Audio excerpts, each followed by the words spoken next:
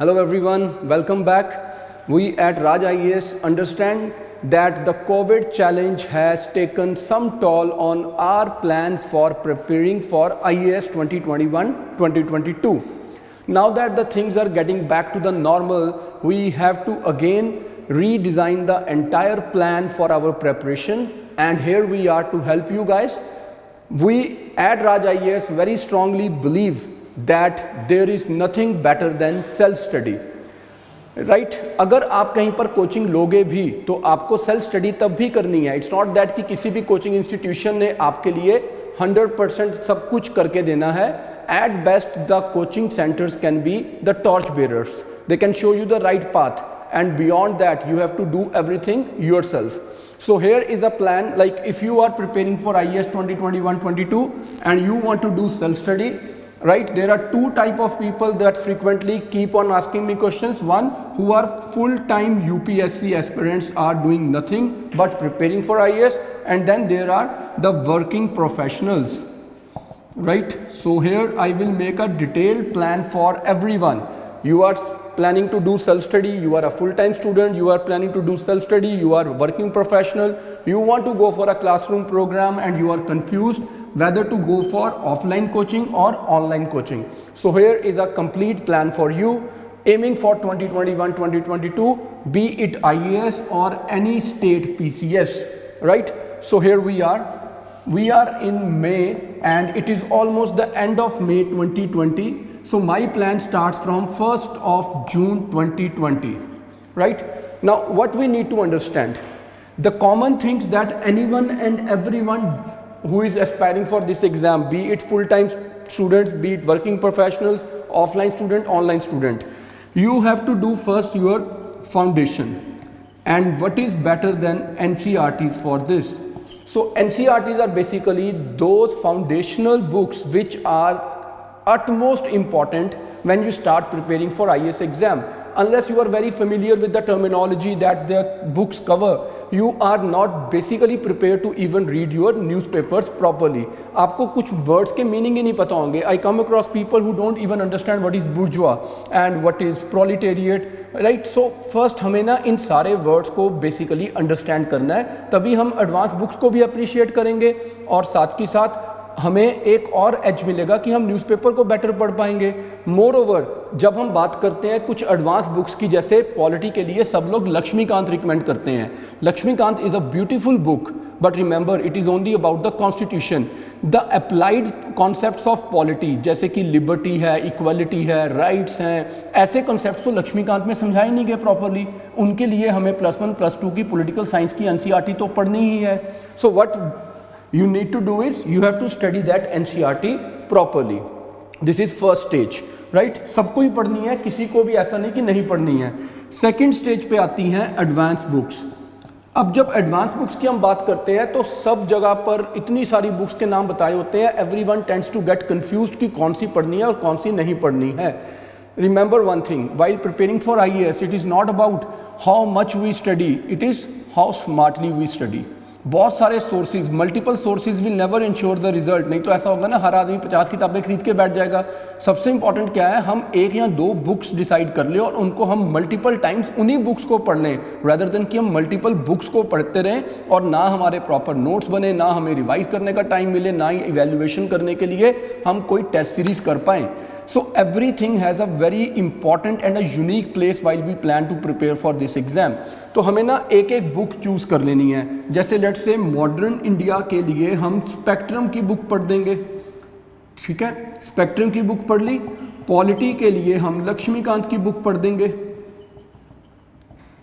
Economy के लिए हम रमेश सिंह की बुक पढ़ लेंगे. ज्योग्राफी के लिए मेरे को लगता है कि अब GC लॉन्ग की जो बुक है उसको पढ़ने का कोई फ़ायदा नहीं है. अगर आपने NCERTs पढ़ दी हैं तो सफिशिएंट है, इसलिए मैं यहाँ पे कोई भी बुक रिकमेंड नहीं करूँगा. +1 +2 की ज्योग्राफी की NCERTs पढ़ने का मतलब है आपने फंडामेंटल्स क्लियर कर लिए. फिर आती है इन्वायरमेंट की बुक.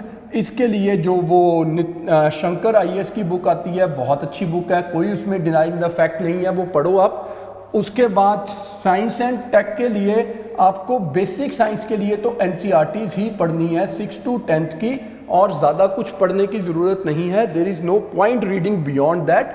और इसके बाद आती है आईआर की बात। आईआर के लिए ना मेरे हिसाब से कोई भी बुक सफिशिएंट कभी भी नहीं हो सकती। कोई भी बुक जो मार्केट में अवेलेबल है एटलीस्ट वो 6 महीने पहले लिखी जा चुकी है।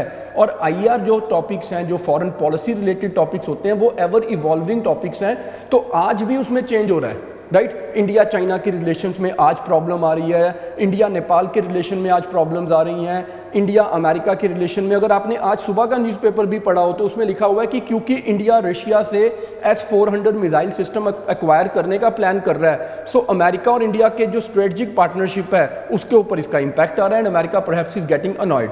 सो whatsoever is happening today is basically what UPSC is more interested rather than knowing कि 6 महीने पहले जिस राइटर ने बुक लिखी और उसमें उसने पास्ट के बारे में ज़्यादा एम्फेसाइज किया है, वो यूपीएससी में कभी काम नहीं आता। लोग कहते हैं कि हमें राजीव सिकरी सर की बुक पढ़ लेनी चाहिए। देखिए वो बहुत अच्छी किताबें हैं बट वो बहुत ज़्यादा हेल्प नहीं करती हैं अब, क्योंकि ये पेपर की नेचर बहुत डिफरेंट है। Unless we understand the nature of this exam we are not in a position to write effective answers.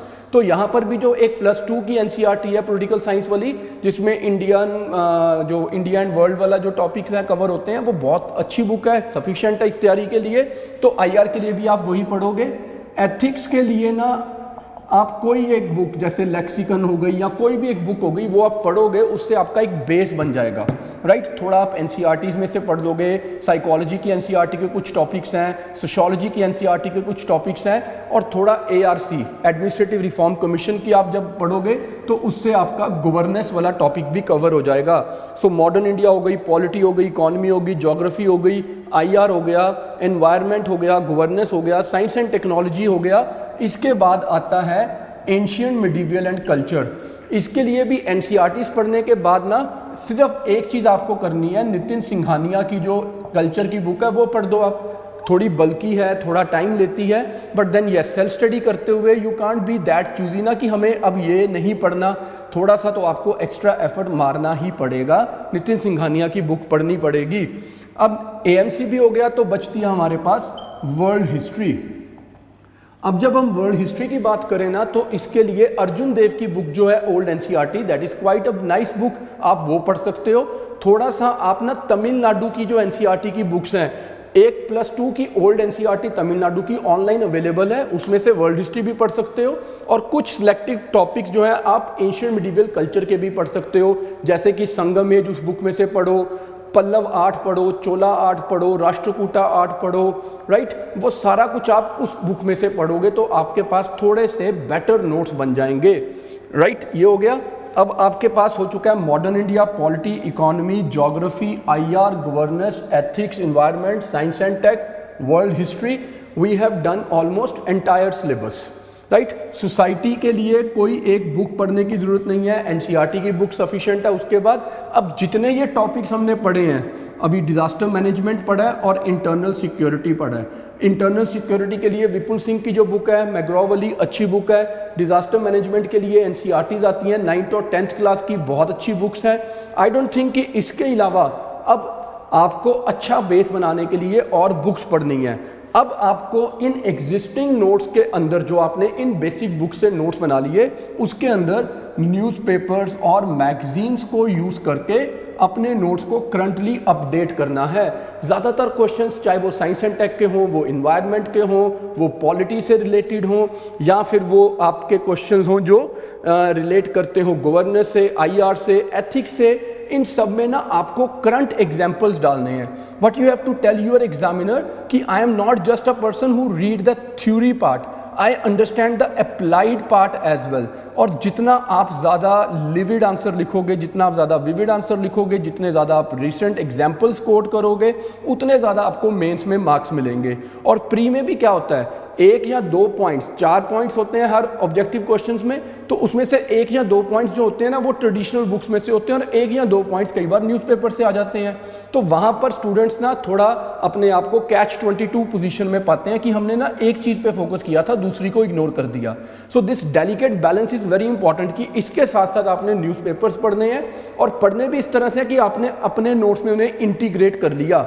अब ये पूरी जो प्रोसेस है कि आपने ये सारी बुक्स पढ़ी, इनके नोट्स बनाए, न्यूज़पेपर्स अपडेट किए, अगर मैं फुल टाइम प्रेपरेशन करूं तो मुझे ना क्या क्या तैयार करना है, जीएस प्री प्लस मेंस, मुझे ऐसे को इवॉल्व कराना है। ऐसे कभी तैयार नहीं होता, ऐसे इवॉल्व होता है। आप इतना पढ़ रहे हो, इतनी आपके पास नॉलेज आ रही है, आपका जो होराइजन है वो इतना वास्ट होता जा रहा है कि ऐसे आप नेचुरली लिखना शुरू करोगे। You can't sit down one day and से कि आज मैं ऐसे लिखना शुरू करूंगा, ऐसे ग्रो करेगा, राइट। सो आपको जीएस तैयार करना है, प्री प्लस मेन ऐसे करना है, प्री के लिए आपको सीसेट भी करना है, फिर आपको अपना ऑप्शनल सब्जेक्ट भी करना है, और साथ में आपको लैंग्वेजेस पे भी ध्यान देना है जो मेंस में आती हैं। यूजुअली स्टूडेंट्स इसको इग्नोर करते हैं and you will come across many people, बहुत इंटेलिजेंट थे, बहुत हार्ड वर्क किया था, सिर्फ इसको इग्नोर कर दिया।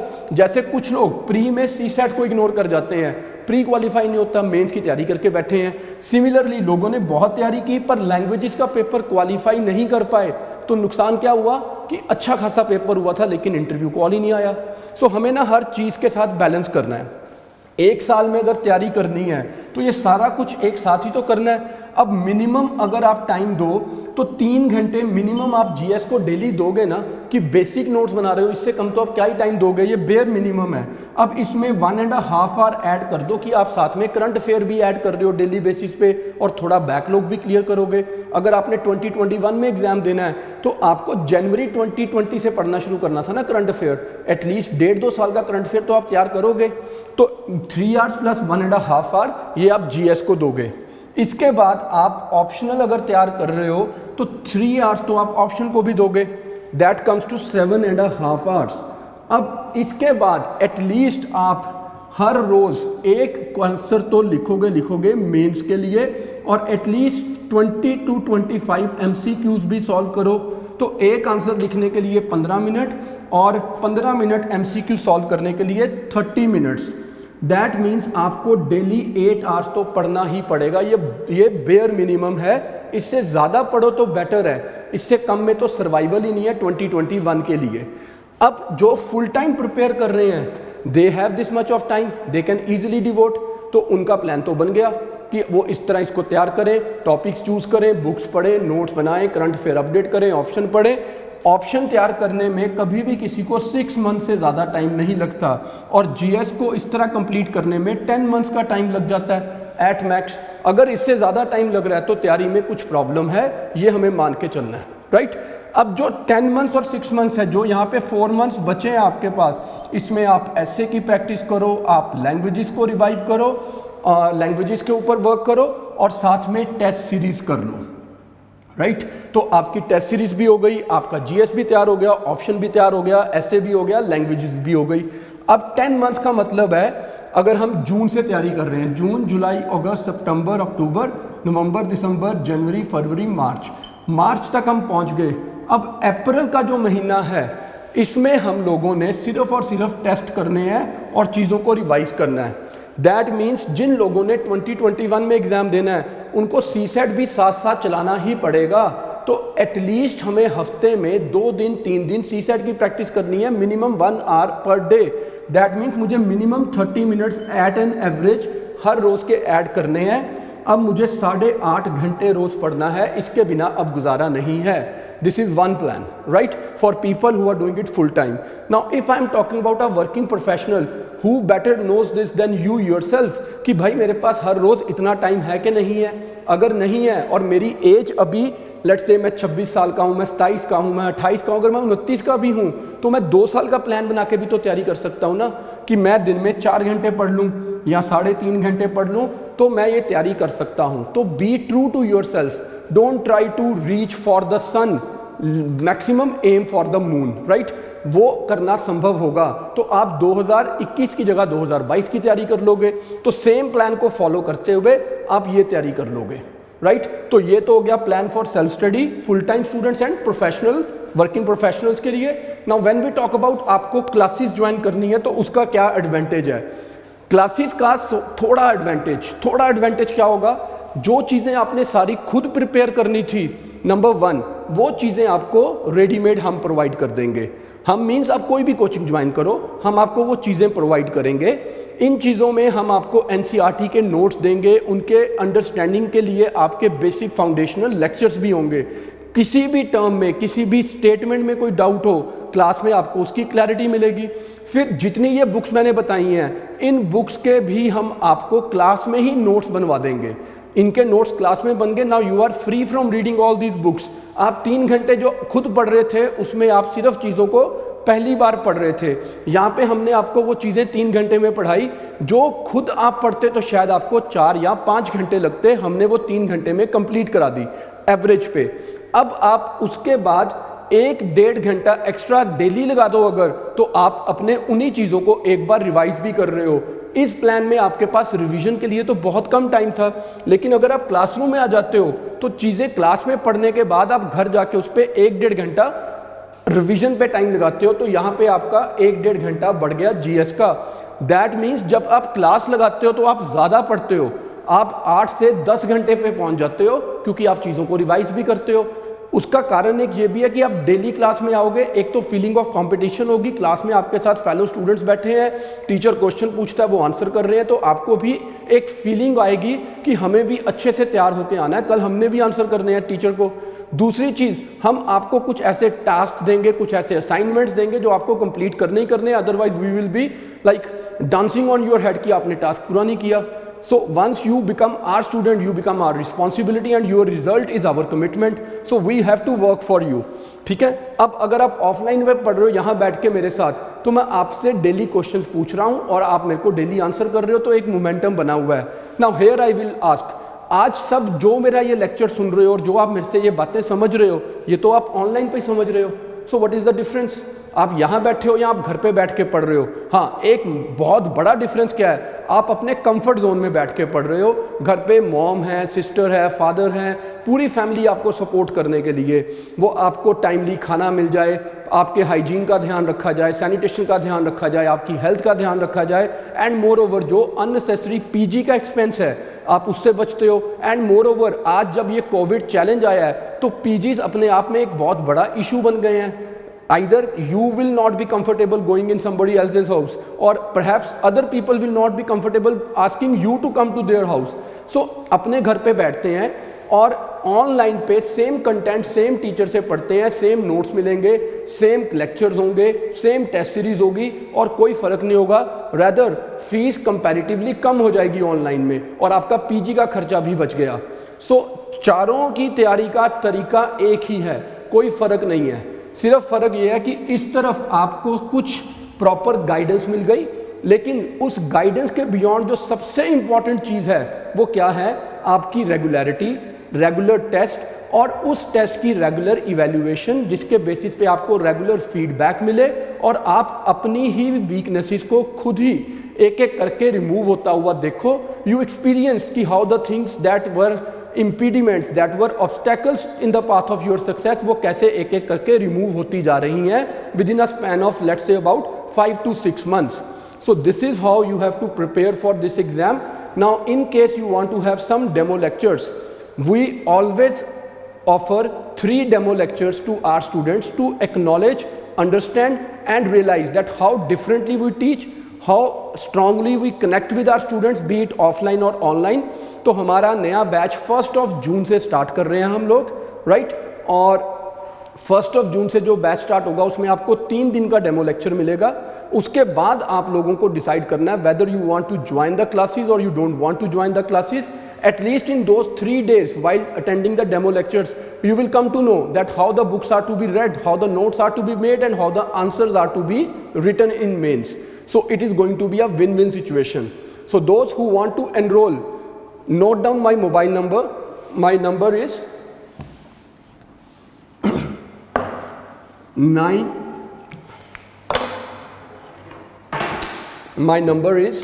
9814711661. 9814711661. And there is a small request. You will not call me. There is a possibility I am recording lectures, I am taking classes, I am already talking to my existing students to remove their doubts. So you can either send me WhatsApp message or text message, simple SMS, and I will get back to you, right? Me or my team will get back to you as per the needs. So whosoever is interested getting the link to those demo lectures only has to send me a WhatsApp message or SMS message and I will be getting in touch with them. Best of luck. 1 June is near and your dream can be made, your dream can be made successfully livable by the collective efforts that we together make. Best of luck. Thank you.